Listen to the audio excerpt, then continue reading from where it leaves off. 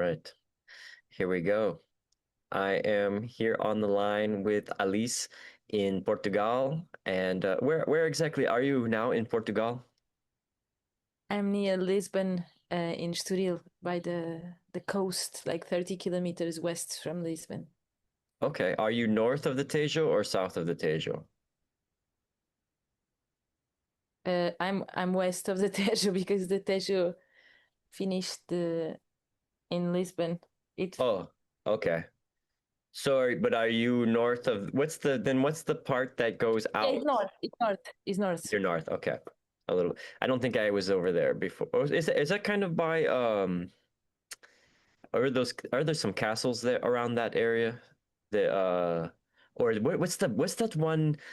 It's kind of like this all these secret gardens. I know that's Sintra. That's Sintra. Sintra. I'm Yeah. That's 10 kilometers from here, northwards.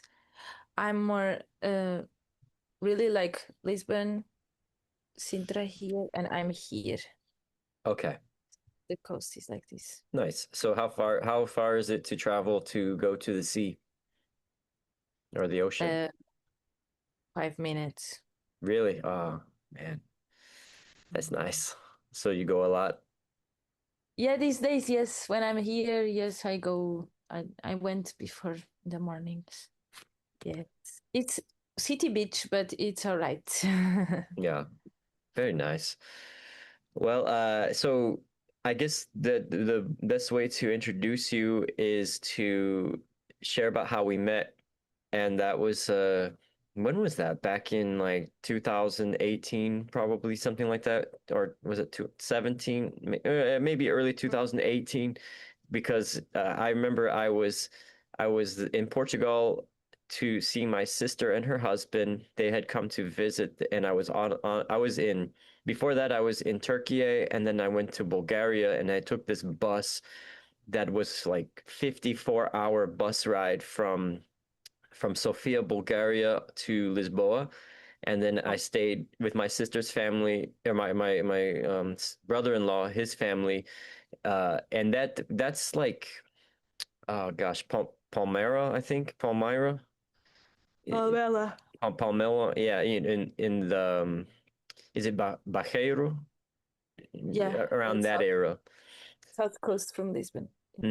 So I was there for a couple of weeks, but then it was just there's nothing to do, and I was staying too long with them, and I needed to go, so I started to stay in a hostel in Lisboa, and then there was this activity going on just down the street from it. And I saw a bunch of people working in a building that looked abandoned, and I thought, well, is that a squat? And then later I was sitting in the hostel and in comes Martina and one other guy. I don't remember his name. He had glasses, but they were borrowing a ladder from the hostel, and I asked about what they were doing, and Martina told me they were making a squat. And I asked if I could come and visit, so she said, "Yeah, sure." And I came over, and I remember I went inside, and there was all of this activity. It was just everywhere. People were doing things, cleaning, uh, sanding, painting. I think I saw you up on a ladder, and you had all of this dust, white dust in your hair from sanding. I don't know what was going on exactly, but there's lots of repairing and things like that. So that's how I remember meeting you, is that the squat that was being developed, Anomalia. Yeah. How did you Yes. get involved at that? Well, well, with Martina, we've been traveling on and off. Uh, so we were before in squats in France, and we were like, well, we have to meet the squatting scene in Lisbon, in our city, like this is strange. So we came to Portugal. We stayed for a while in my family house in the south, and then we were like, okay, let's now try. And we met this guy. Actually, I was not there. It was Martina. They met this person who was there the first. Yeah. and they started to squat it, and the squat was already there, and they were like, well, we want to live with you, okay. So I joined also. After a while I joined, and we started with these reparations. And yeah, it was a very simple squat. We didn't have current water. You said like this, current water, Running water. running water. So it, yeah, we went always with these 15 uh water bottles, huge 5 liter, and we went down these 150 stairs to get to, you remember this, huh? Yeah, I To get do. to water. I remember that. Yeah. It was really like, I mean, we were in the middle of the largest city in Portugal, but it was like living in a village, carrying the water up and down the steps a lot. I think we were even to flush the toilet, we had to use that water, which was kind of We used, yeah, a lot. dirty water from the kitchen, right? Oh, that's right. We had a system. Uh-huh. Oh my God. What a time. What a Yeah, time. but this squad lasted about 4 months, because, well, the the law is really not helping out uh, people in this situation, and and you were not there anymore, right, when they just kicked us out. I think I was there. I was there when the when the when the owner showed up one time, Ah, and we were blocking the door with a barricade, and then he somehow broke in. He somehow broke through the door and climbed in, like very animated. This guy, I think he might have been a German guy. I don't even remember, but I just remember he yeah, had right. kind of like a blonde ponytail, and he Yeah. climbed in through the hole that he broke in, and he was like, "Ha ha!"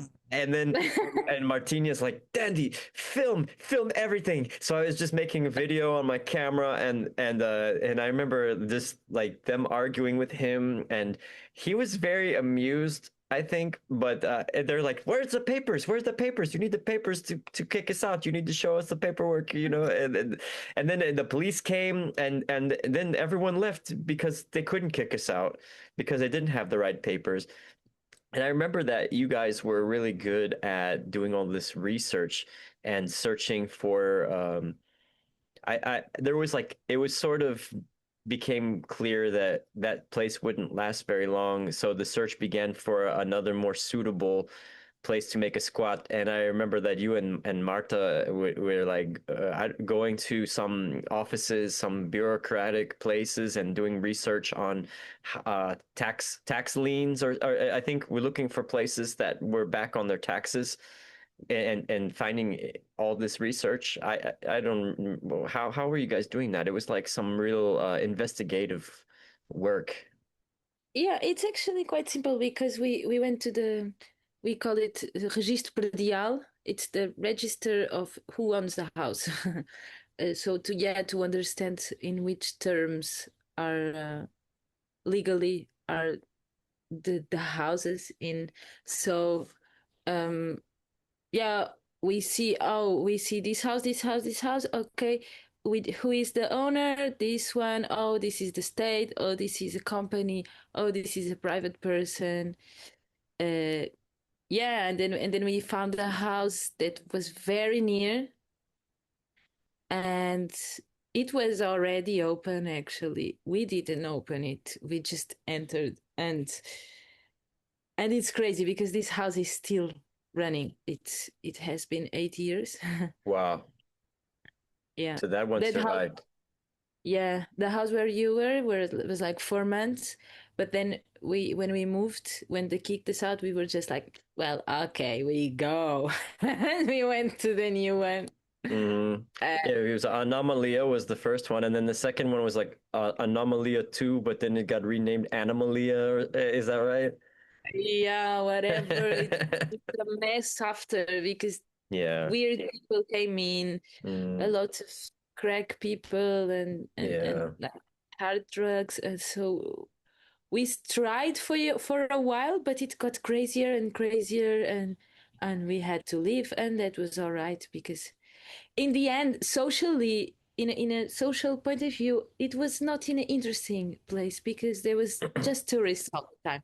Well, we could be loud, and but if we wanted to make something for the community there, we would do it for the tourists. Like, no. Yeah.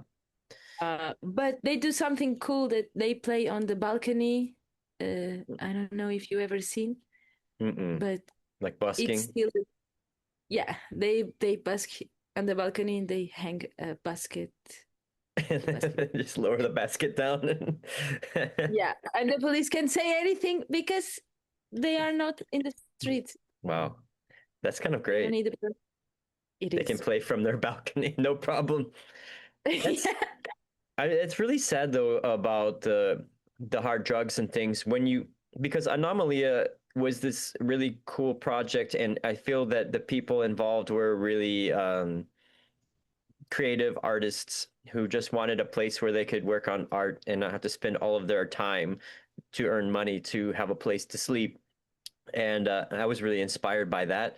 But then hearing these stories about Animalia and when you create a freedom zone, a lot of times freedom zones attract people who want to do all kinds of things that aren't even that more harmful behaviors, and then you feel like, oh, we should permit them because it's a freedom place, but then they bring in these harmful behaviors, and that in a way makes the area less free because these certain hard drugs and things that are bringing these harmful behaviors can really be disruptive. And I heard about a lot of places like that. Another friend was telling me about one coastal kind of squat in Spain that she lived in, and she said that yeah, there were these people there that were just bad people that they would basically go because there's so much permissive there's so much permission.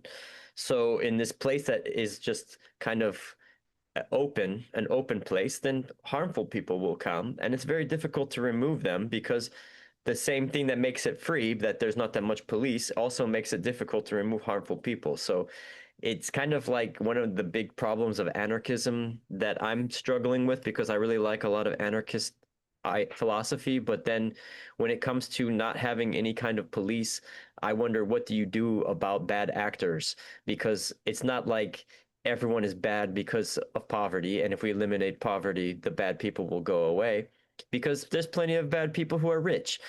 So it does Yeah. people who are rich also behave badly. So it's not that poverty makes people act bad. No. It's other things. And what do we do about that? It's like a real struggle for me.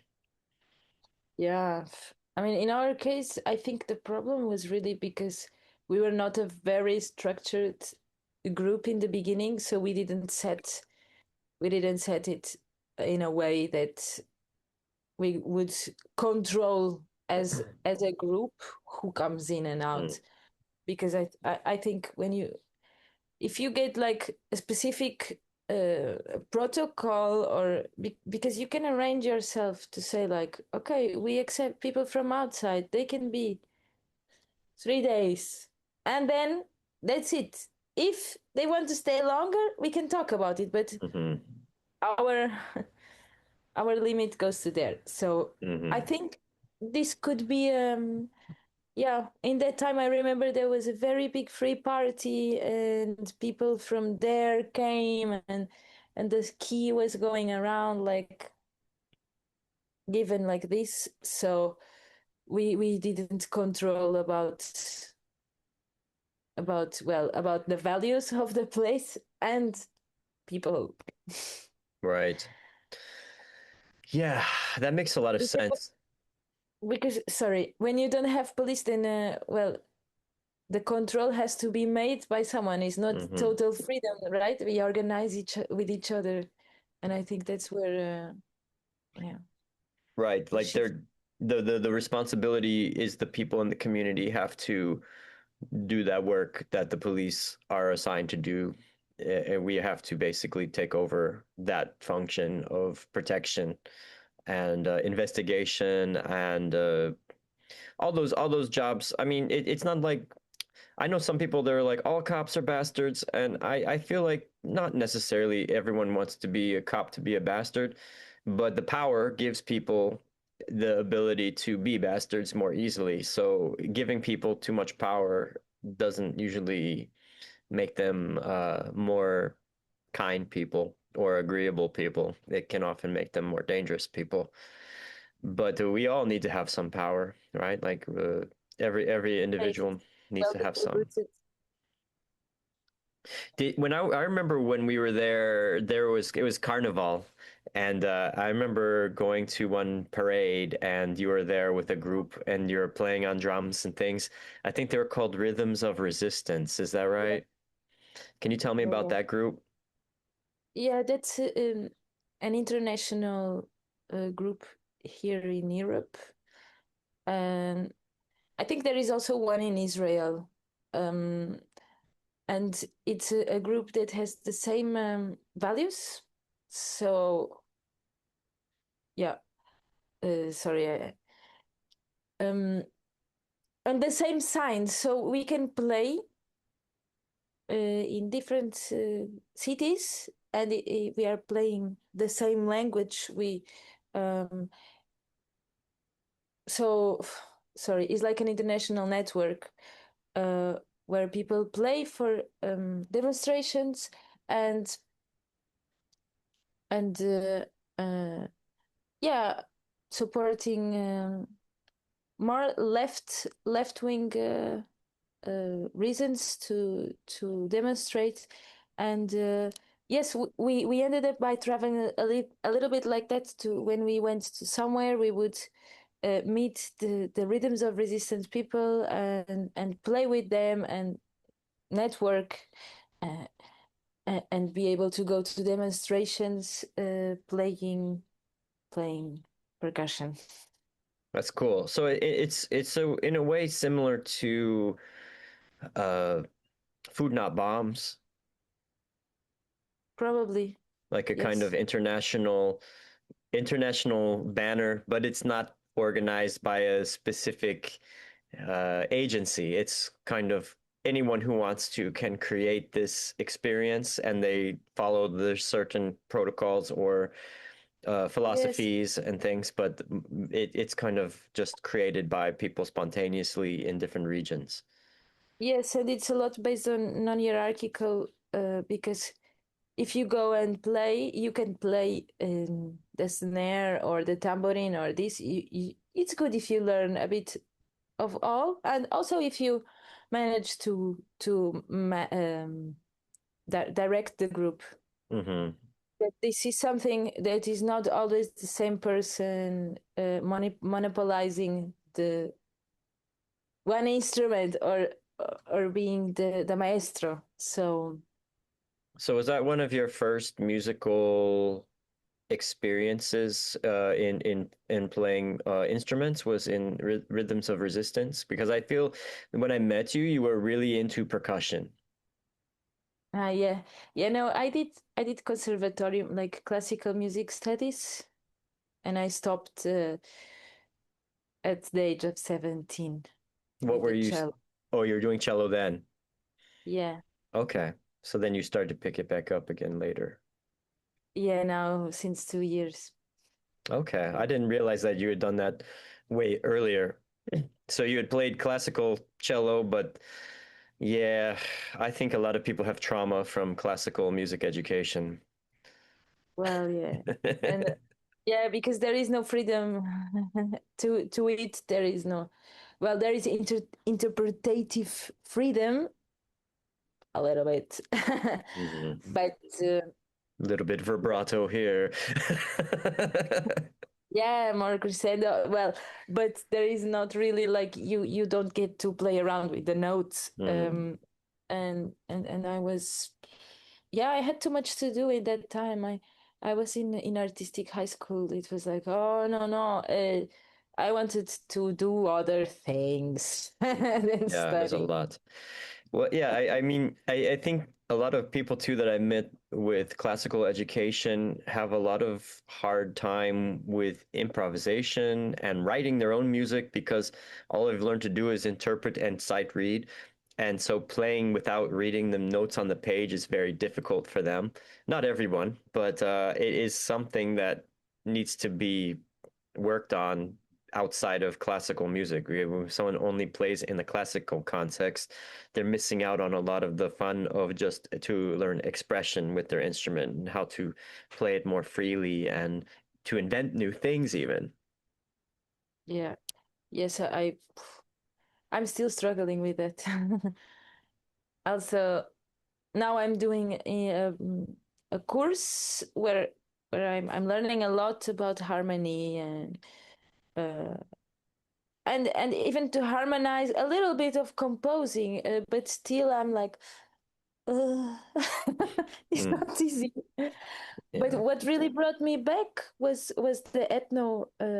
Yes, I think I told you about, but this project of that gathers musicians from all around the world in a resident setting where each one brings a song from their own culture and teaches by ear to the others and manage also to create the arrangements together and to play one or a few concerts by the end of the residence. And that really um, pushed me back into playing and also gave me a lot of um, I miss a word, uh, confidence to risk to go out of the comfort zone, and it has been a really important study. Yeah, I remember you were telling me about that, and I've encountered ethno a few times in the States because they do have a group. I think they meet mostly in North Carolina, and then when I went to the Folk Alliance International 2 years ago, um, there was a room for them, and I met some of the people there. It was really cool, and I really wanted to go, but I'm too old. So I got kind of upset about that because I was like, why are they discriminating against people? What if someone wants to participate in this who's older than 30 years old? Uh, that kind of bothered me. I mean, they explained it. I think that there's some money, and it's from the Yeah. youth fund from European Union or something like that. Is that right? Um, yes, there is, and there is Margaret Cargill, philanthropes. Uh, I don't know if this is related actually, Hmm. but probably, probably yes. Also, you know Margaret Cargill, right? I don't know. That sounds familiar. Cargill, are they the ones who do all the phosphate mining and stuff? Yeah, yeah, they do all the ugly stuff, and they also do. They also try to do good by giving money to nice projects. Mm-hmm. Okay. But because they are the biggest funding, so it's I think it has to be related with that. Okay, they're from the States, so that's interesting. I thought that ethno was more of a European thing. Well, it is. There is a lot in Europe, but there is also in South. Well, there is in the whole world. But yes, we can only do it as a network in this setting because we have money from the big ones. Yeah. Yeah, it's like that. The philanthropy and the money going to specific from people who have lots of resources to these projects, and yeah, it's interesting how that works, and you wonder how that is used to control what organizations do, and making sure it aligns with the values of the billionaires who fund them.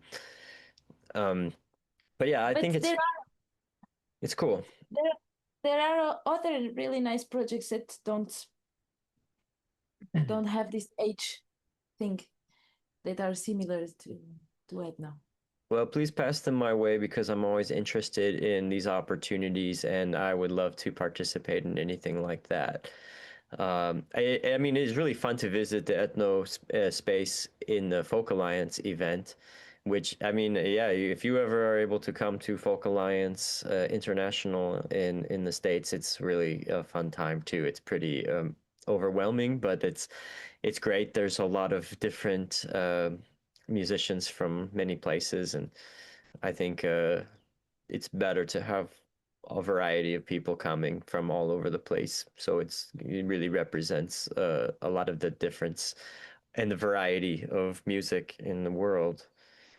I wanted to talk about our second meeting, which was in Chania, because that was another squat that was happening at the palace, where I was traveling with Ofri, and we met up with you guys there. And that was that was kind of what you were describing earlier about having a more structured approach to living together.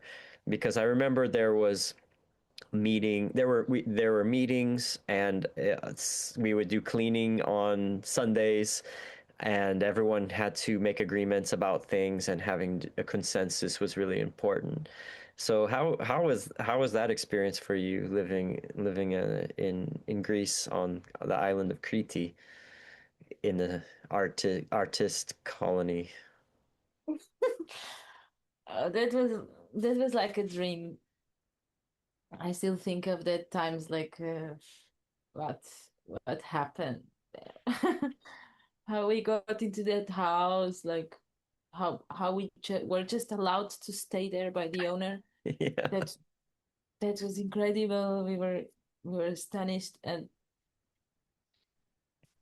was also like 5 minutes from the sea, from the beach. We had the beach right down there. I mean, uh, I'm still thinking to go back to Greece because this was a really a time that really stayed in me um, as something magical almost. Hmm. Yeah, I remember arriving there, being amazed at all of that too. That the when the caretaker of the place just totally accepted that there is a bunch of artists living there, in the, I guess it was kind of the off season, right? Because the family who owned it was pretty politically connected family in Greece, and they ended up going, and then we did have to go out, right? That was sort of like there was an end point, but for a period of months, there was all kinds of things going on there. We had film screenings with the projector. We had a clown school. I remember the clown stuff was really important at that time. I remember you were making a lot of clown noses for everyone to have. So a lot of us were doing the clown workshops. We were doing busking, street music. Sometimes as clowns, we were performing as clowns.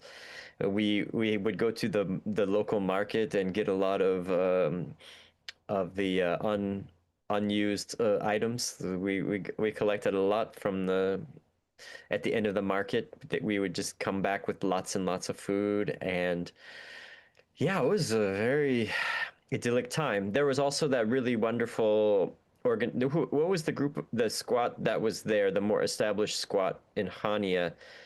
Do you remember the name?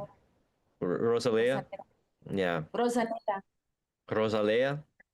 Nera, Nera. Oh, Rosanera. Yeah. Uh-huh. I remember going a few times. They had some events there that were really fun with the circle dancing and Oh, traditional music. Yeah, it was yeah. cool. I mean, we just did it in a really uh, peaceful way. Somehow we were like, yeah, let's meet in Greece and find a place to stay for the winter and play music. Yes. So we ended up by finding this house after a struggle time, and yeah, we wrote in Greek this paper, and when this guy came over to the garden, we were like, uh take the paper. And he was like, yeah, that's okay, you can stay here. Yes, okay, good, you take care of the house. Perfect. Yeah. And I remember when the owners came, they were like, taking notes. Oh, we have to fix here. We have to do that. Da, da, da, da, da. And we were like, hey, look, can we stay for another month? It would be nice actually if we had a little bit more time. Yeah, yeah, you can stay for another month. That's fine. There was a lot of work that needed to be done, but there was also a lot of work that we did to make it nice. I mean, that's what's cool about when you're when you're living in a space that is your home for the time and you take care of it and make it nice. That just feels good. It feels good to take care of a space when you're living there, and not everyone wants to do it. Like when in the situations like we were talking about before, when lots of the hard drugs behavior comes in, then people aren't taking care as much. But with the colony of artists who are creating, then they're living in this way because they want to spend more time and energy on creativity. uh, Usually the outcome is that they're also being creative about how to repair and make the space nice, right? Like there's so many examples all over where artists have taken really broken down houses and buildings and turned them into really cool places that are famous because of how interesting they are. Do you remember when the didn't some when a busker got beaten up by the police one time and then we did a protest? Do you remember that? Because there was a couple cops that were really mean to street performers and then there was a story that someone got beaten up by the police for being a street musician. And then we all got into our clown costumes and we went protesting the police in clown costumes. Do you remember that? Well, that exactly not. I remember when we did protest, but against NATO center in Crete. Hmm. But this one I don't remember so well. Oh yeah. Oh, you they were protesting the NATO base, but yeah, this was also there was a guy who got who was beaten up because he was doing street music, and so we went on a protest and we were clowning around and going and protesting outside the police station. I really like that because I'd never had too much exposure to clown the theory behind being a clown, and then we had a really good teacher, Michalis, was giving clown workshops, and that was my first exposure to that specific style of art, and it's like a very classic form of art, the clown. I didn't ever really think about clown as this archetypal form of expression, but that really changed my perspective on the clown and what it means. What are your perspectives on the clown? I mean, since then I really haven't been clowning anymore. Just more like a daily basis thing in my humor. But um, I liked specifically that we went on demonstrations. This was for me the nicest part. Were we were using it to say something. Um, yeah, I'm. I think because especially there, well, it was a little bit sensible what we did because they had a very specific way of protesting, and we went with our own way of protesting uh, in a place where it's very sensible how you protest. So we went to places where that were a little bit questionable, I think. um, but still, I think it's a good way to see the world, to use the humor and creativity instead of just being like, oh, I'm upset about this and I'm. Mm. Well, even that's kind of being a clown right now, though, because if the clown just puts the big sad blue upside down smile and it's just like, I don't like it, that's there's something really powerful about using the clown ability to of hyperbole of expressing things more big than even they should be, like by making the emotions even bigger and turning it into some kind of comedy, you're allowed to speak the truth to power in a different way, right? Like the jester is able to tell the ruler a lot more than most people because they're using their humor, and there's something about clowns and the use of that humor to speak truth to power. I think is really an interesting thing.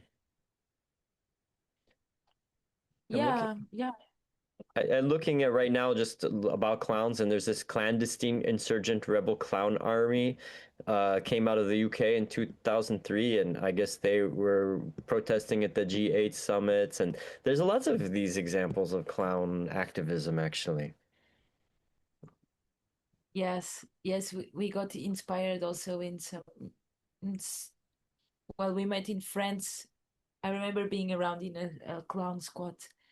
There were just clowns in the squad also. Wow. And they did this protesting and having a clown army into the demonstrations and being there questioning many things and being a little bit like the exaggerated figures of soldiers and authoritarian figures.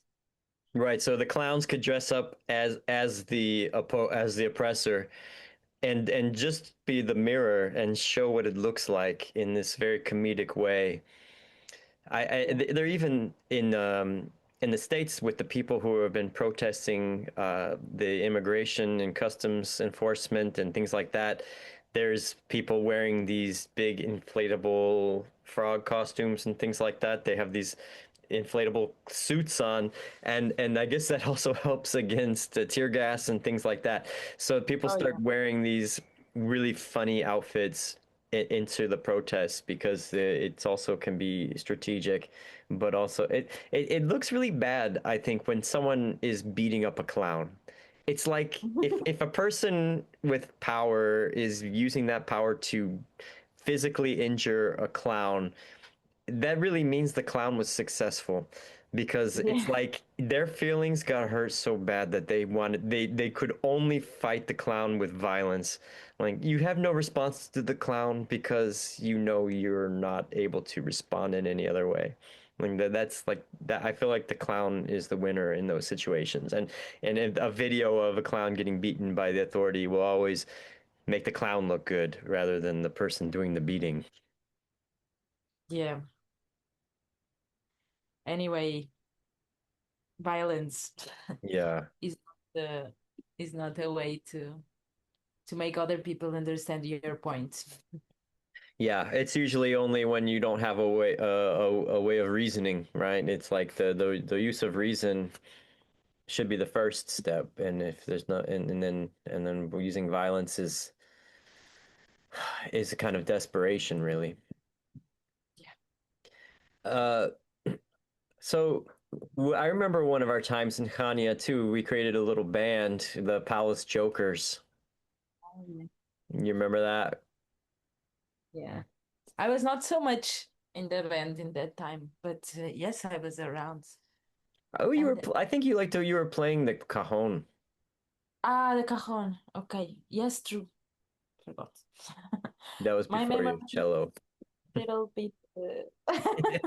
Sure. Yeah, I agree. Yeah, it's there's a lot of stuff that happened during those times, so it gets mixed up. Do you remember making our music video for Treasure in the Trash? Oh yes, I love it. This is amazing. But I still look at that video and I when I listen, I think it's a banger. You say A banger. banger. Yeah, it's a banger. Yes. It's a hit. That was I fun. think we did so well, and it should be shown out more in the world because it's important message. Yeah, that was a time of big dumpster diving messages.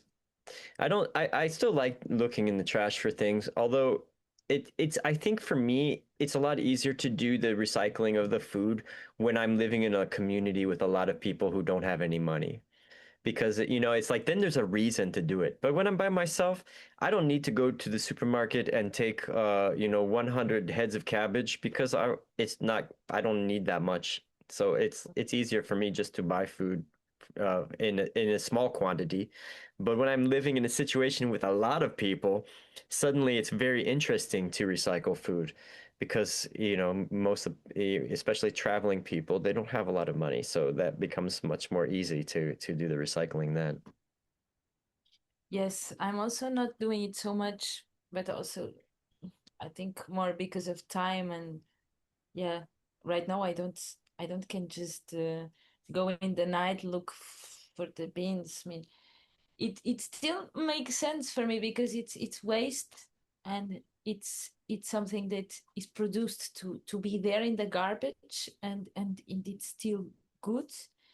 But in the other side also, it's probably not the best quality food you'll get. uh, Yeah, yeah, and yeah, you need to have really a different schedule to do it, because you don't go, well, you can go, but often is not in daytime that you go and get this kind of items. it's true. Yeah, I feel the same way too. It's like, I mean, you're in school and you're working too, so it's I mean, I'm very I miss these days of having all of that, having food, having shelter, and just having so much time to work on creative projects. Because now I feel like I'm working a lot, and then that time is all the best hours of my day are devoted to that. And then when I want to do my creative projects, I have to kind of put it together with what's left. And many days it's not that much. So it's taking me a long time. Like I'm working on my had an album I would like to release in a few months, and I've been trying to do this. I've been working on this for years, but it's so slow because I don't have just the I I can't blame it all on being busy too, because it's kind of like when I'm busy and then I get a break, then suddenly I don't have any structure in my life, and then it's hard to also do something. So I think that there's this tension between having a total free time and not having any structure, and then being very busy all the time and very structured, but not able to do the things that you want. And then how to organize your life to have enough structure to get things done, but not so much structure that there's no room to do the things you want. I think for me, the best time when in Albania, I was living by myself in this one restaurant that was closed for the winter, and I had every day to myself, and I would just make my own schedule. I did some exercise. I would have my coffee in the morning, and then I would do some language practice, and then I would work on my music and making videos, and I just made a whole schedule for myself. But that was very rare that I could do that. How about you? Like, how do you organize yourself so that you can do your creative things? Well, right now with the studies, it's really hard because they demand a lot of practice and homework. Um, so I think I'm creating a bed to to then be able, when I have more time, to create more. Uh, yeah, but I kind of really needed this schedule. That was what made me go into the system again, because I needed, like, that was too long for me of not having schedule, and also I was sharing the life with other persons, so it was hard to take this decision and to do things only by myself. So going alone in this journey um was important. But I think I'm going towards, like, also the course I'm making, this community music, is to create projects from from from my wheel also, but with different kinds of people. Um, this with this course, I can do this kind of projects that don't have to occupy all 9 to 5, like a 9 to 5 job, but can be okay, for a month I will be working on that, and then ideally I idealize my life as this, as having these projects, and then having also the drawing projects and the ceramics and face painting once in a while, but having this just this empty void free time all the time, uh, I think is not, at least for now, is not what I imagine I can do or I want to do. Yeah. But I think it's also very true that people, when given empty time, will figure out a way to structure their time eventually. I think for me, like when I'm working a lot and then suddenly I get some days off of work, the first few days I do need to just not do anything Yeah. because in a way it's the resistance to having been made to do something consistently. Yeah. So then you have to reset. But then there's this period of I think it's almost the muse, and we need to look at boredom as a kind of muse because the muse is often this mystical thing. Oh, the muse is what gives us creative ideas. Well, maybe the muse is boredom, the itch of boredom to do something. And that makes us look around and think, what could I do? And start to see things and work on different projects because of boredom. Out of boredom, people do a lot of things. I mean, living in the palace was is I think there was no boredom ever because we were always doing something, right? I mean, there was like a library area. There was the sewing area. There was little ceramic stuff going on, and there was a kitchen. There was music room. There was all kinds The of garden. the garden, art supplies. There were the clown workshop. There were so many different zones of creativity, and anyone was welcome to try out any of these areas. I feel like that would just be so great to live in a place like that where there was all these different creation stations available, and you just free to experiment with them and play with them as much as you'd like. That's Yeah, like a beautiful place. that's a dream, yeah. I think I'm also aiming to that.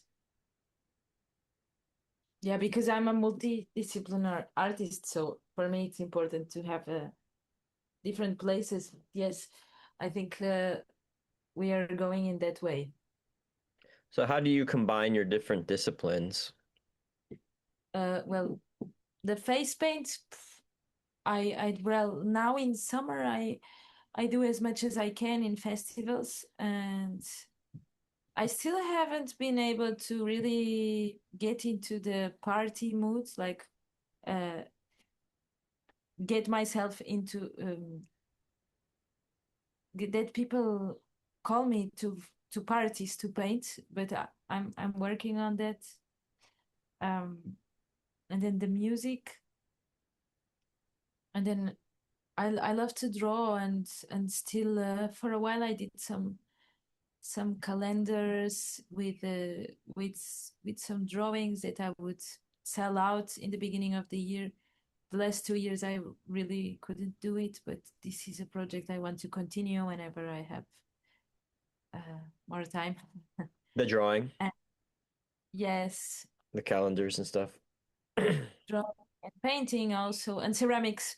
Whenever this is in standby, because when I will have a place in nature, then that I know that I will stay there. Then I want to build a studio where I can make my material researches, where I go and pick up different clays and materials to put together in in in utilitarian pieces.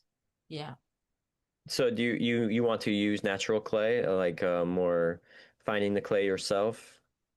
Yeah, I've been doing this is a ongoing research. I use some bought clay and some little, but not like a small percentage of materials that uh, are bought.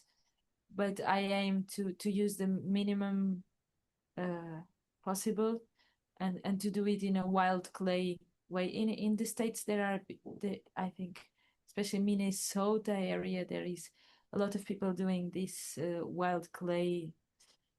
Yes, just foraging the clay, testing, also testing with stones and ashes of different plants. Mm-hmm. It's very uh, very wide, and there is a lot to experiment into there. Yeah, I've done some work with that. When I was in high school, I had a professor or a teacher who had us dig up our own clay, and then we processed it with volcanic ash, and we did this outdoor firing method, and it became black. And that was really an interesting technique. And he learned it from this Southwest native woman named Bluecorn, and then we had these beautiful pots that were polished with the stone, and we made a brush out of a yucca leaf, and we chewed it and we painted it. We did everything like that. And then recently, I've been going to these. They're called Earth Skills gatherings, and they're kind of like a community of people getting together for a couple of days and sharing different techniques. And there's usually some ceramics stuff going on there. So I remember in Florida a little bit about a year and a half ago going there, and we would all went to the creek and dug up our clay, and then we were just making these vessels and then firing them outdoors in the fire. I think that's really interesting to teach about and learn about. I think more people need to understand how these materials are all around us. Yeah, yeah. I didn't learn it in like I did do university, but in high school we had ceramics, and it was like you have the clay, you have the glaze, you make something. Mm-hmm. But no, there was also some projects here in the south that went more in this direction, but it really clicked on me when I started to research and got some books about it, and then it's just so fascinating when you go around and you see different colors in the clay, and you try to separate them, and you paint, you make the vessels and you paint them with the clay, and you use, oh, it's Hmm. That's fun. I know Selma was really interested in this too, making she made a lot of really interesting little like kind of finger puppets out of clay when we were living in the palace. Do you guys ever see each other? we see sometimes, it's not Mm-hmm. anymore, but um, she's doing a lot of um, uh, kiln building. Mm-hmm. Sometimes she goes with a friend to festivals, and they build a sculpture, and they build the oven, the kiln there, Mm-hmm. and then they make performance, because it's like sound sculptures, or Oh, just workshops on on doing ceramics, and the little kiln always in the festival. So yeah, I think Selma is pretty much into the, not really into wild clay so much, but into um, teaching and doing um, sculptures. that's Her cool. universe. I think it's really nice when people do these explorations and discovery, and then they're also teaching about it. I think sometimes when an artist comes up with something new, they want to protect it and keep it to themselves, and this will protect me. I will be the only one who can do this. Then only if they will come to me if they want this thing, and there's no one else who knows how. And there's a lot of examples in history of like a trumpet player covering his hand with the handkerchief so no one can see how he's playing the trumpet, or things like that. People being very secretive about their techniques. I think that it's much more powerful to share your techniques, because for one, if someone learns from you, they're going to give you that recognition, right? Like when a person learns from their teacher, that's in a way making that teacher live on. It's a kind of immortality that that you develop some technique and then teach it to a student, and then that student will teach it to another person, and that idea will continue for maybe thousands of years. Um, and when people want to keep their idea so protected that no one else can learn how to do it, that's guaranteeing that idea to die with them. Yeah, definitely. And also this way of doing ceramics is also if you make something and you have this cup that you know exactly where you got the clay and how you did the whole process, it makes it so much more special than if you just get something that you don't know where it comes from and it's just beautiful and there are thousands of them, and if it breaks you can get a new one, but if you get one special item, it goes also against the idea of capitalism, of having things you can just throw away and really taking care. Hmm. Like those Japanese vessels where they break and then they repair it with the gold. Yeah, for example. I agree. I was thinking about that too, that just buying the clay and making something with it, we were very alienated from the whole process of where that clay came from. But when you actually get the clay from the ground, you know a lot more the story of what you're making. And it's not possible to know the origin of everything that we have in our lives because we have just so many things that are coming and going all around us, and we can't really stop that completely because we're part of this society, and we're using these computers and technology right now to talk, and it's wonderful that we can do that. Um, but it is nice to remember how to reconnect with directly with our tools. I admire musicians who also are luthiers and who know how to make their instrument. I do not know how to do that. It would be interesting to learn though, but I think I would need a lot more space than I currently have. And more lifetime maybe. I Yeah, don't know. yeah, right. There's so much to learn. I saw that you were using a programming language that I had been very familiar with about 20 years ago, the Pure Data. And I was curious, was that from your school that you were using it, or how did you get into that? Yes, it was this year in the subject of acoustics and audio techniques. Um, and we learned to use a bit. So we made some experiences in order to have more tools to work with communities. So also to use in show. We used a part of it in the show we made for the end of the semester, but I think next year we will have then a continuation. Like I think we will work with these tools like data, uh, yes, and then try to create some kind of music device. I'm not sure, but it's very interesting. I really enjoyed to use, even if I'm still confused and I'm not sure if I understand it. Right. There's a lot. There's a lot going. It's very mathematical Yeah, in this yeah. programming language. I was very obsessed with it, I think, for a period of years. I wanted to, this was a time when I was making a lot of electronic music and I wanted to learn how to make my own electronic music instruments. But then the problem became that I spent so much time making these tools that I didn't really spend much time actually playing music because I was making the tools all the time. I did some really cool things though. I got, yeah, plug data. That's very nice because when I was doing it, that didn't exist, which is a very cool program that you can run as a plugin inside your other audio interface. So that's really handy because then you can use a PD as like a kind of plugin. I made one recently for one of my songs I recorded, and I was playing the banjo, and I had it going into these different recorder that would record little pieces based on the time between the different notes that I was playing, and then it would play them at different speeds up and down, and And yeah, it was pretty cool. Like I really like that sort of these algorithmic tools where it's kind of using randomness a little bit, and then you can interact with it as a performer and it responds. But now with all the AI stuff, it's kind of like, okay, well, what's I guess making a program that you tell it what to do exactly, is that different than having an AI just to play with? And is that going to take away the joy of playing with real people? There's a lot of So questions about that stuff.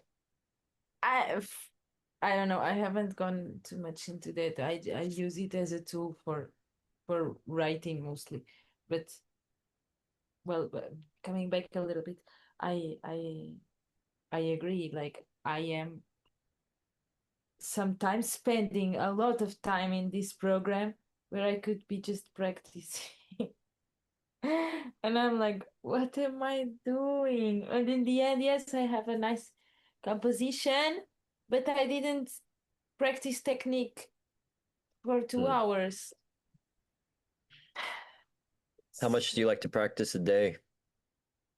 Um, well, it depends. I don't have so much time to practice. And also I had to practice the piano.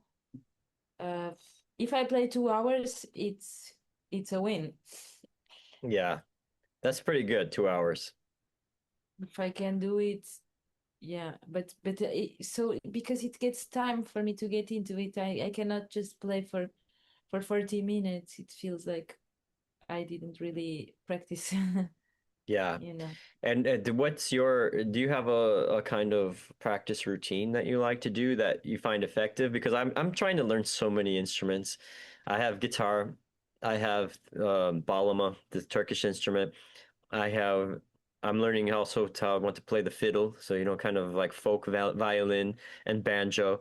I have a drum set now. I have recorders. I have Irish flutes. I mandolin. I have a lot of instruments, and I think it's and also keyboards and piano and stuff. I and trying to it's a lot. It's hard to focus. I really do often try to just focus on guitar because that's my main instrument that I use. But like, what do you do in your practice routine? Mm. Well, now for the keyboards, I really had to study things for the school. So there was this one for five. I don't know how to say it in English, but we had some exercise to do, and I would do it in all the tonalities, da da da da da da, and Hmm. then play songs, and then see songs that I like to play. That's mostly what I do in the keyboard. Um, Transposition. Transposition, yes, and then I also have some really nice folk collection books where I try to harmonize them. Hmm. So I get the melody, and I'm like trying to figure out what would sound the best. On the Um, keyboard. on the keyboard, yes. On the cello, well, it's a life-going process. The right hand, as you might have noticed, Hmm. with the fiddle. Hmm.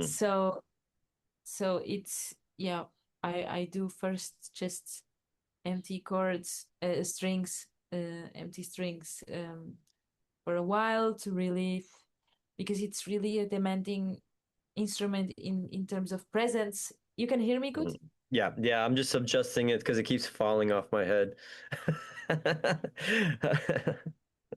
But yeah, I think it's really demanding. Like I really have to be fully present in order to feel that I'm actually playing and taking the best out of the instrument.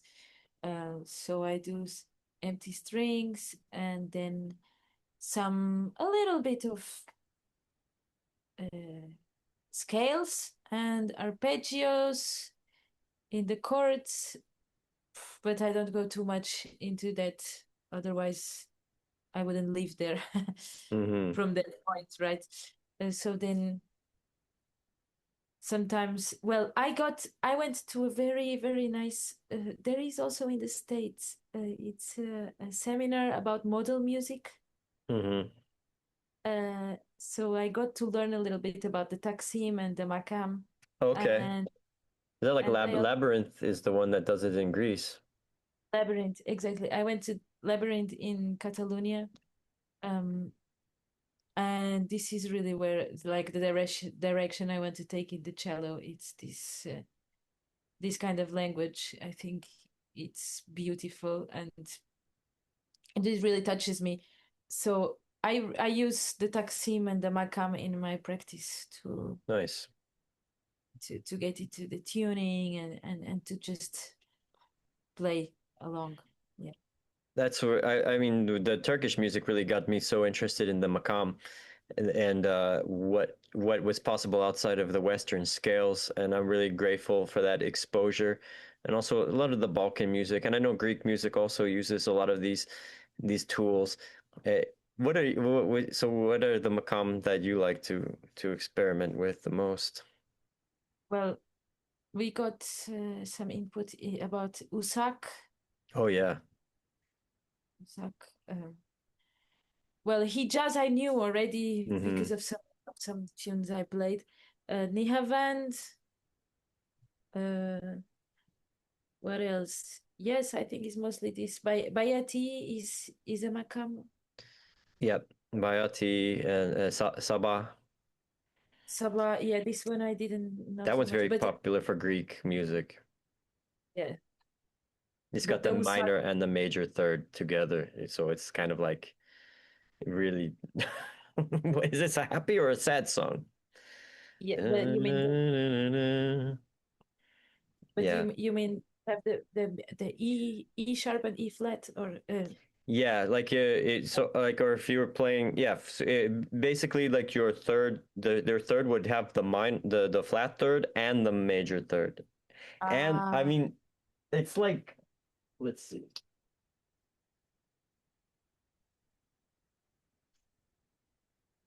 That so Hijaz was this one. didn't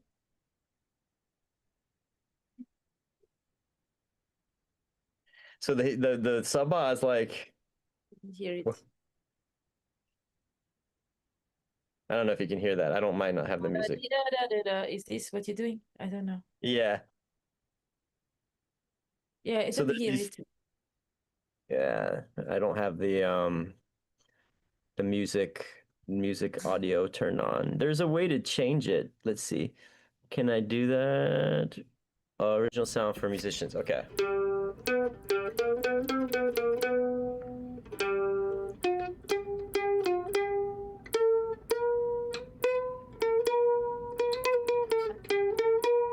It's like, what? That sounds very Greek though, doesn't it? There's a lot of Greek music like that. Rebettical music used that scale or that makam. It's the Sabah. Yeah. I think that Ushak though, that's really nice with that flat, with that quarter tone in it. That has a lot of names. They have Ushak. They call it also Husseini is a very similar one. A lot of Turkish songs use this. It's really It's very it's famous. But yeah. kind of dissonant. It's hard to hear it. You're like, what's the matter with this note? But it's totally on purpose. Yes, and I'm glad to do it with the cello. It's really allowing me to, Mm. even if it's a bit sensible, but the teacher I had, he was like, it's there, it's good, it's good. He was not like, now it's more there. Now he was like, yes, in the middle, perfect. In the middle, yeah. There's a lot of, I mean, there's a whole theory about it though, right? There's all these small divisions, and sometimes people play it going up a little higher and then going down a little lower. Yeah, I mean, it's endless, really. I think you can take it so far, but it's nice with the cello or with a violin. You don't have to, or oud, you don't have the fret, because I think the frets make a very strong limitation. There is some artists, the Turkish artist that's using a lot of these um, movable frets, but that's that's very uncommon. But it's pretty cool. Like you can put these movable pieces on the guitar and then move them around so that you can play the microtones. Oh yeah, That's cool that you're yes. getting into that. But I hope I can get more help to really continue studying this, because I got some help from the States to be able to do Oh, this seminar. Yes, was my first win in this world of grants. oh, you did it. You wrote a grant from the state. Was that with a Cargill or with something else? No, with it's a Portuguese art help funds. You can get, it's very easy to get, and I Nice. got my first one, and now I'm, yeah. Well, if you ever come to the States, the United States, we will make some cool events together. I want to bring a lot of my friends here. It is just so hard to come into this country. And everyone's like, "Why isn't anyone showing up for the World Cup?" And I'm like, "Do you know how hard it is for someone to get here? How difficult the process is to enter this country. So if how surprised can people be that if no one comes for the World Cup because it's very So difficult. expensive also. The Yeah, World Cup it's ticket. I mean, the you tickets must. are expensive, the visa, it's a lot. Yeah, Do you know, do you maybe in think, my oh, what was that? maybe in my travels to South America, I can try to. Yeah, come through. You have a plan to go to South America soon? Maybe when I finish studies, I would do like ethno tours. It's still an idea, but Cool. And would you travel with the cello then? yes. It's painful to think about taking it on an airplane. Oh, I've been doing it. I will do it this summer. Well, it's what it is. how do you fly with the cello? I need a seat for it. I need a Hmm. seat. Then I have a suitcase. It's Got to I get think those the worst grants. part, yeah, the worst part of playing cello is to carry it. Yeah. It's it's big, but it's mostly empty, at least, right? Yeah, but it's about 8 kilos the whole thing. So Yeah. in the after a while, it's like uh, Yeah. it's the price. Do you think back to the makam music? Is there any makam influence in Portuguese music? Um, yes, I think so. In this, if I don't know if you heard more the traditional singing from Central North, Is the that ladies. fado? No, it's more like with the square drum. You know the square drum? I feel like I've seen that, but I don't know. The square drum. You have one? Oh, cool. It's called adu, and let me see. I have the makam seat. Nice. Anyway, but the square drum, there is some singing where I think there is some. Well, we got a lot of influence from North Africa, so Hmm. uh, it's not direct. You cannot directly say, "Oh yeah, that's makam," no, no, no. But in, there is some influence for sure. Hmm. Yeah, because even the name of the drum, it has a kind of Arabic sound. Yeah, I do. Adoof. That's cool. Yeah, that makes sense though, because there was a lot from North Africa coming up through the Iberic Peninsula, and for a long time there was a lot of cultural transformation. I mean, the guitar is most likely coming from the oud, Yeah. and probably I mean, maybe not everything, but there's a lot of that. I mean, it's kind of the musical culture coming from the East is really strong, and there's a lot of tracing it back further and further.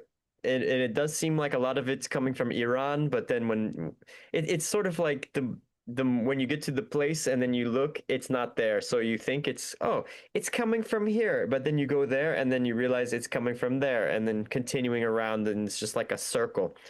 I think because like Iranian people say, well, we got a lot of our stuff from India, so maybe India. Who knows, right? Like, where do these instruments come from? Where do the where where's the origin? Is there such a thing as the point of origin, or is it more just spontaneous spontaneous generation? Big mashup. Yeah, I think more that. And it's so hard to really understand where did it exactly came from right now. And it's never one direction, right? It's kind of like maybe there are colonial states, and then the vassal states, the colonized states, but it's always bidirectional. There's no way that there's no unidirectional cultural force that cannot be influenced by the opposite direction of cultural flow. Like England is full of curry shops and kebab shops. Why? Why? Because they were going to those places and messing around and influencing and disrupting, and the the return is always there. Yeah, I mean, our culture, it's hard to say, oh, this is our culture. I think at this point we got so much from everywhere that we just keep on building it. Our culture becomes our culture. Just everybody. We can't keep it like this, because it's just there's all these gaps. Yeah, it the global culture is the only real one. And it's also something in movement. It's not like something stable. Like that's also a lot what we talk about in our in my course is that we are also doing music projects in a democratic culture way that everyone gets to say what is your culture. Like I can decide my culture is now to I don't know, sing to the ocean, and this is part of my culture because I decide, and that's how things evolve. No. So in a way, the theory of gender as this construct that people have a freedom to associate with in the way that they feel best is becoming this way also with our culture, and that we start to not identify with the culture where we were born into, and we start to see more sympathetic resonance with different cultures. And is that then going to become the next step of our evolution as humanity, that we see culture and gender as constructs, and we are more free to take pieces from each other? Because I guess the different it's kind of like, what's appropriation and what is identification, and how do we reconcile those things? Because in one way, a person adopting cultural things from another place is seen as appropriation. In another way, though, it could also be honoring and respect and assimilating into that culture. And that's why I feel like there's a lot of arguments about this topic, and I don't know if there's a real clear way to to move forward without conflict about it. Yes, but I think in that topic, the most important is to really, if you if you take something from another culture, to understand where this is coming from and not just using it because it's something exotic and nice, Right. but going to the, yeah, understand, like learn about it, study about it. Also, what we did in the makam seminar, it was like the first day the teacher just talked, we didn't play. And Hmm. I was glad for that because we really got um an important layer of this culture. Like, well, we got really immersed in. We were not just like, oh yeah, there are these beautiful notes and let's Hmm. play them around, but we got really, yeah. So I think yes, it's for me at least. If you really know what you're talking about, okay, why not? And to use things and to create your own by adapting also because uh, creativity also comes from this, from inspiration. Um, so yes. Yeah, I feel that way. I yesterday I played music with my band. We played at the Slavic music festival and we played a lot of Balkan songs. And that's not where my heritage comes from. My Slavic heritage comes from Poland, but the music that I learned was Balkan music because I spent a lot of time there. So I spent years traveling around the Balkans and learning these songs from my friends who are Balkan folklorists, and they taught them to me. And I felt really okay to share those songs at the festival and also to explain the meaning behind the songs and where they came from and some of the more uh, points of interest about them and get people familiar with this kind of music and teach them about it. And I felt good to do that because I think it's amazing music and I want people to hear it and to learn about it and to learn about these places that maybe they have some kind of preconceived notions about that they never visited. Yes, it's also a way to make people travel. True. I don't know when I will travel again yet. I I would love to, but I also have to finish things. It's hard. Travel takes a lot of energy. It's like you can spend your energy thinking about where am I going to sleep in 2 days, or you can think about what am I going to be doing creatively for the next month. Yeah. Well, I yeah. Now I'm traveling differently because also because of the cello. That was one of the reasons I didn't take it with me because it's not really a traveling instrument. Um, Yeah, auto stop with the cello. no, I won't do that. I love to do it, but I won't like no. First space and then I mean now I'm planning my trip and I go here and then I go there and I stay there and I go there meet that person and I know that I will stay there and I buy the ticket to there and then Yeah. Well, it's also I feel like there's different seasons of your life for different things, right? yeah. When we met and we were in this era of kind of let's be these free beings all moving around and going places and trying things, but now it's okay to be different and it's okay for people to still do that. I have to remind myself because sometimes I see people living that life that I was doing and I miss it, but I got to experience that, and that's okay to have a different way now, right? We move in different flows and different streams for different times. So what's useful for one time might not be useful for another time, right? It's okay to change. Yes, I'm fine. I also lived for a while in a very remote place and then I was like now I want the city. It's Yeah, just it's important to experience also different ways of living. it's true. And also to know we can't experience all the ways of because sometimes I think, but I didn't go around India for 6 months yet.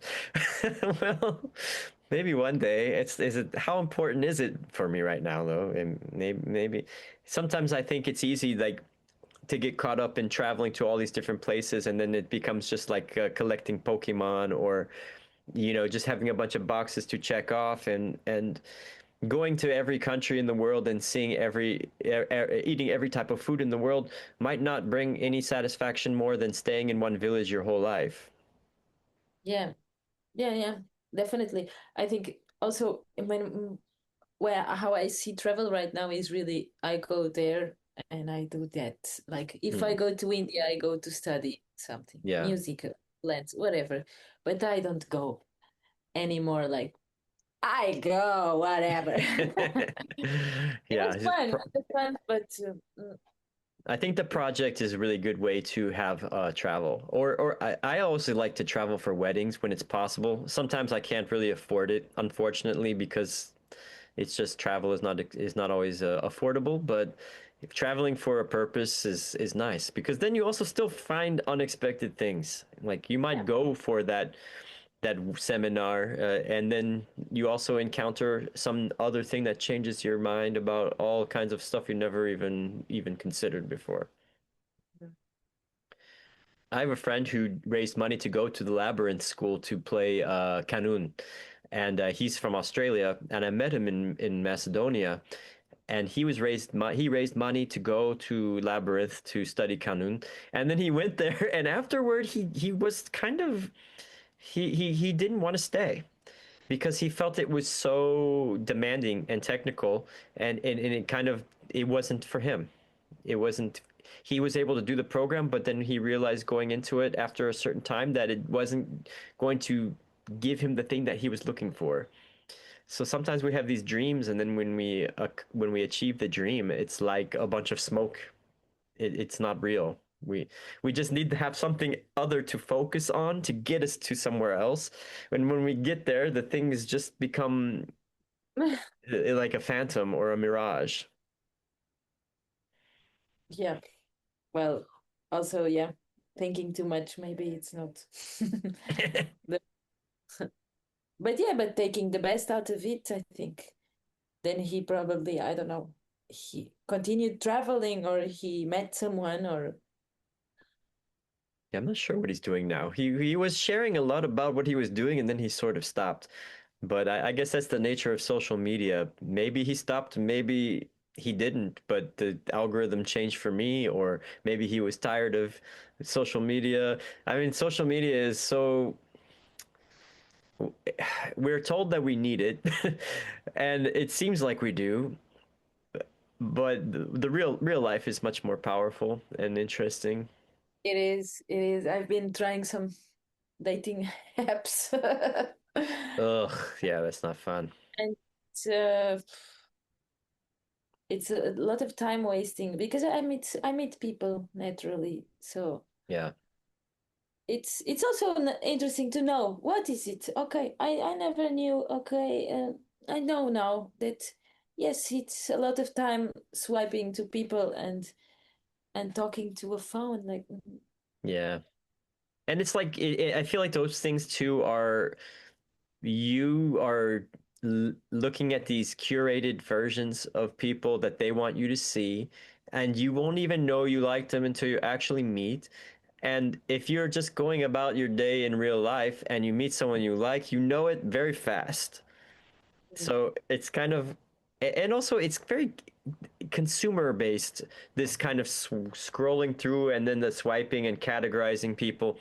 And I think it does bad things for relationships if people get addicted to these tools because then they start to just think of everyone as this replaceable commodity when everyone is really a unique human being. yes, but it can be helpful for some people. You know, I realized also like by coming back that well, I don't have my family friends anymore. I Yeah. don't have my community, and also studying, being at my parents. I'm like, where do I go now? There are many places to go in Lisbon, of course, but uh, I realized that it gets a little bit harder to meet people when you are in this ongoing daily life, Yeah.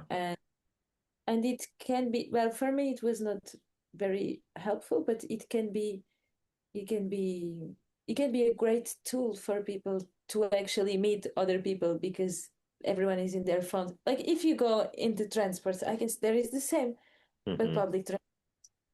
People don't look at your face. Everyone Oh is yeah. in their own. It's like if you want to meet someone, well, you have to be walking in the street. I mean, I don't know. It just gets harder. I have the feeling to get to Yeah. know people, so I can see that it can be useful. That really reminds me of how shocking it was for me because when I was traveling, it would be very easy to meet people because you're this traveler. You don't have a life in this place. You don't have routines or responsibilities. You're just completely open and available. And so it's very easy for people to come and meet with them, and also it's very easy for you to see someone and spend every day with them for a month. You know, like when we lived at the palace, we were together. Everyone was every day for like 2 months. Just every day, always around each other. That doesn't happen in Babylon or whatever we want to call this world, the system. It like I came back into it and I was thinking I'll just make some friends and we'll hang out a lot. No, everyone is so damn busy. People don't have energy. They're working all day. They, I would love to go to so many events that I don't have energy for because I'm tired and I want to maybe have a little energy to work on my thing. I can't go out every night going to different things, go to 5 different shows in a night. It's just not, I don't have the energy for it. And no one does. So we don't see each other very much. But then everyone's looking at their phone and pretending like they're seeing each other. And that's so fake. And it doesn't give any oxytocin, right? We get a lot of dopamine from our likes and comments and things, but we don't get oxytocin from that, do we? I mean, maybe there's a study on it about oxytocin and social media. That would be an interesting topic to look up. Yes, it's it's it's it's hard. It's hard. It is. I mean, I always try. I always try. I go now here to when I go to the beach. Well, actually, it's not very successful, but I try to say hello to the people, make a little silly conversation. But yeah, people are not used to it, so I often I'm like, who is this crazy woman? Like, what?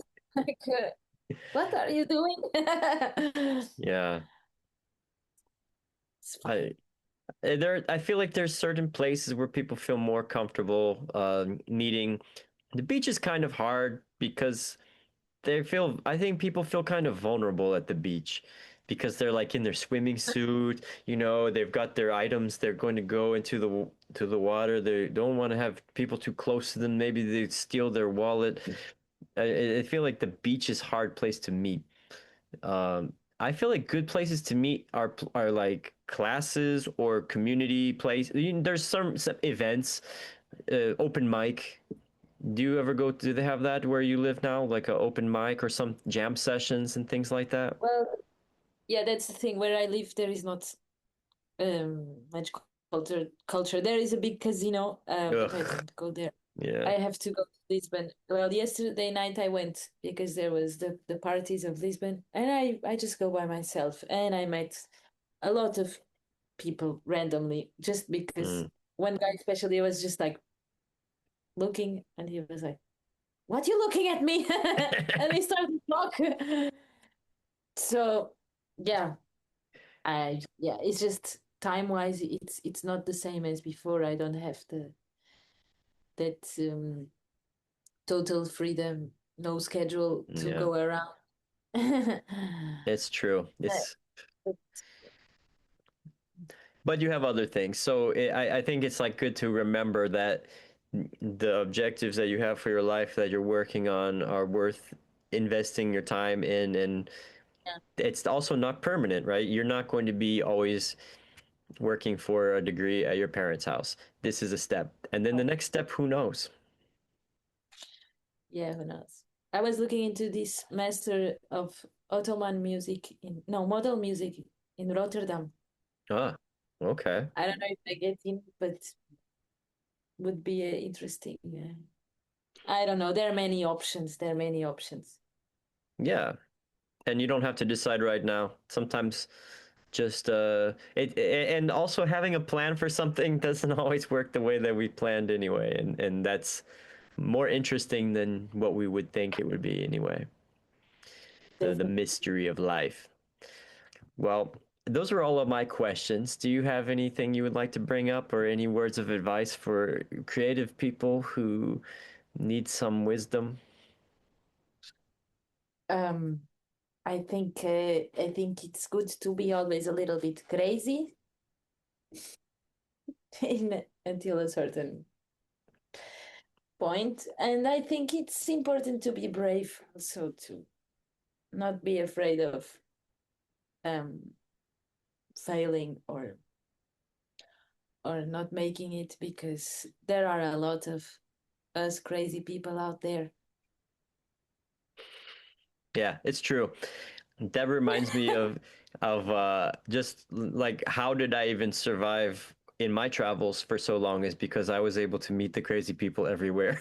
Everywhere I went, the crazy people were the ones, the wizards and the witches and the the weirdos. Those were the ones who kept me from defeat, who kept me going. So I thank you for being one of those cool, crazy weirdos. Strege, or what was it? No, Brujas. Brujas. Yeah. Well, wonderful. What time is it over there? It's getting late, I imagine. It's 8 It's only 8? 8 p.m. Yeah. I was wrong about the time because I thought you were in Switzerland. So I got on time. Well, I think I told you, what did I say? 7? But that was, 6:30. oh, 6:30. Yeah. Anyway, it doesn't matter. We got Yeah. our interview. Do you have anything you like any shout outs, any projects you would like to share about or have people to check out? Um, right now, not yet. Maybe Okay, soon. maybe soon. Uh, yes, I've been playing with Martina a bit, but we haven't recorded anything. Nice. Yeah, Martina, but our I think, friend, our mutual friend, very powerful Aries. I would like to do an interview with Martina and Sylvain sometime. yeah, you have to contact them. I mean, now is not a good time, but after September, I think would be more Okay. reliable for them.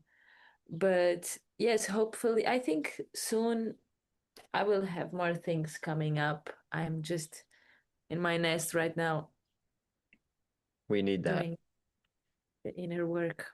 Inner work is really important work. The the growing in your nest. Yes. I agree with that. I miss you, Dandy. Ah, we will see each other again someday, somewhere on the path, maybe wearing clown noses. Maybe. Maybe. All right. Well, then I will let you get to your practice and your study, and I will get to my next thing of the day, which we're not sure yet, but You're something. not sure. Good. Not sure exactly. Okay. All right, Alice. Okay. Have a nice week, Dandy. You too. And we'll keep in touch and see what happens next for you. Yeah. All right.